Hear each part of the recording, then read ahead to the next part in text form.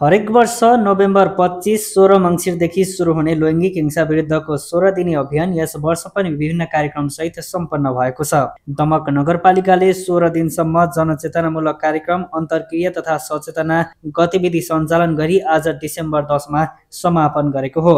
महिला तथा बालबालिका शाखाको आयोजनामा भएको समापन कार्यक्रम सामाजिक विकास समिति संयोजक शारदा सापकोटाको अध्यक्षता र नगर प्रमुख रामकुमार थापाको प्रमुख आतिथ्यता रहेको थियो। कार्यक्रममा बोल्दै नगर प्रमुख थापाले वर्षेनी अभियान चलाइए पनि यसको प्रभावकारिताबारे मूल्याङ्कन गर्न आवश्यक रहेको बताए। हामी प्रत्येक वर्ष कार्यक्रम गर्छौं, तर लैङ्गिक हिंसा जस्ता जघन्य अपराध घटेका छन् कि छैनन् भन्ने पक्षमा पनि सबैको ध्यान जान जरुरी छ उनले भने। कार्यक्रममा अभियानका क्रममा सहयोग पुर्याउने विभिन्न सङ्घ संस्थालाई नगरपालिकाले सम्मान गरेको थियो। सोही अवसरमा नगरपालिकाद्वारा आयोजित वक्तृत्व कला प्रतियोगितामा प्रथम, द्वितीय, तृतीय तथा चौथो स्थान हासिल गर्ने विद्यार्थीहरूलाई प्रमाणपत्र र ट्रफी प्रदान गरिएको थियो।